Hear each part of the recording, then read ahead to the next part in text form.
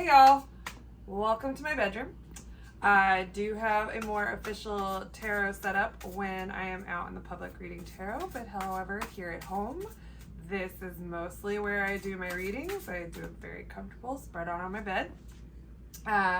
So for those of you who are maybe pulling one card, tarot card, doing the one card pulls, that is a great way to familiarize yourself with the cards individually. However, if you are interested in beginning to like branch out and start to read the cards together, it's the difference between a card reading and a card pull.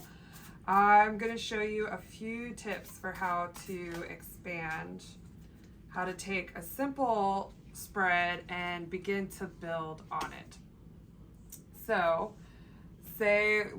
first we want to mindfully ask our question. I personally always cut my deck into 4 piles and then I pick a pile. That's usually how I do it, unless the cards are just flying all over the place, which does happen sometimes. So you can start with a simple 3-card spread. I recommend putting card 1 down first, 2, 3. And what that would be is card 1 is present, this is past, this is near future. So it's one way to do it. A way to begin to actually build on that though and get a little more in depth is we're putting down card 1. Card 1 is the current situation. So 8 of Wands. We have a sudden and swift inspiration to move and do something. However, we are challenged by the Knight of Wands. So that is the direction. We have this sudden swift inspiration of where to go, but then we don't exactly know where we're going yet. That is because in the past we're not connected with our inner strength. We've maybe been someone who has had low self-esteem. We've had things happen to us that have kept us from being able to really trust our own judgment and follow our own tuition.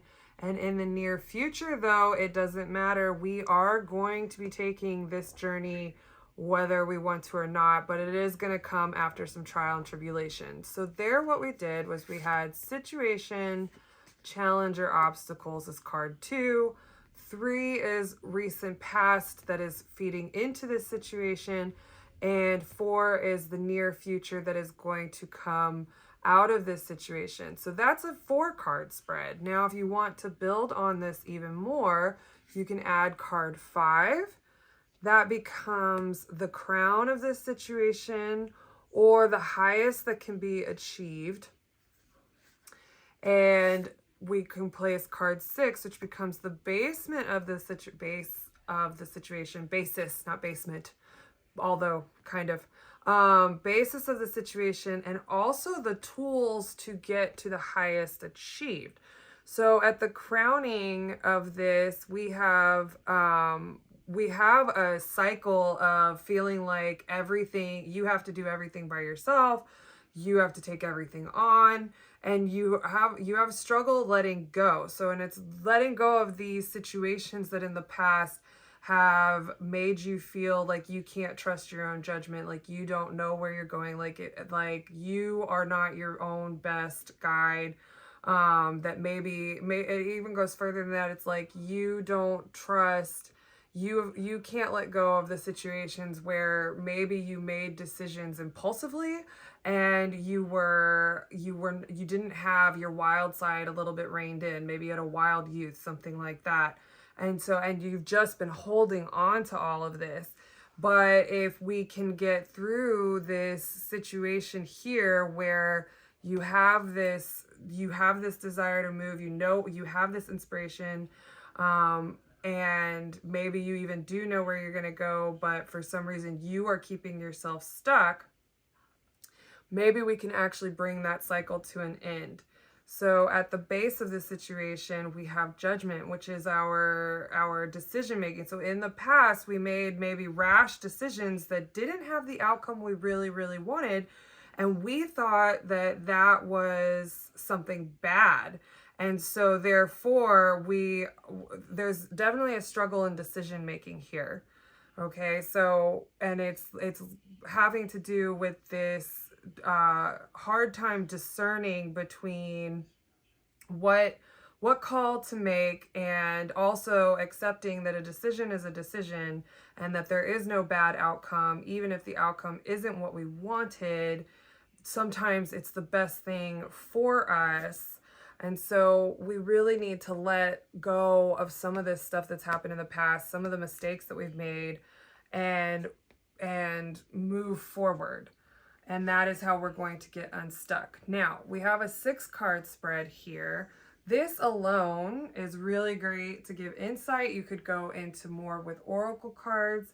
And then I'm not going to go too deeply into it today. This is for another day. But if we were to play 7, 8, 9, and 10, you now have your Celtic cross, your full Celtic cross. So my suggestion is, if you're learning to read, you can start with that simple 3-card spread.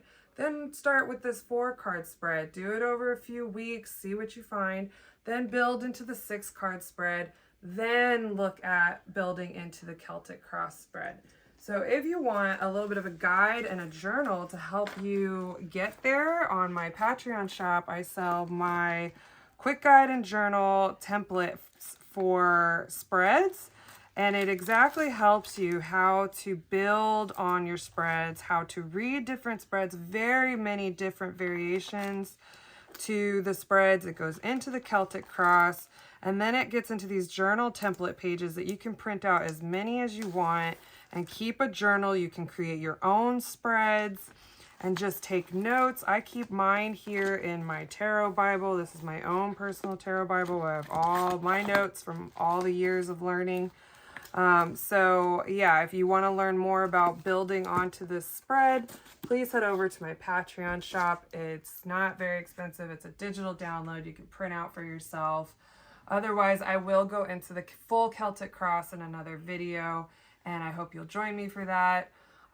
If this has been helpful for you, please like, subscribe, share, do all the things. It's a really big support to me.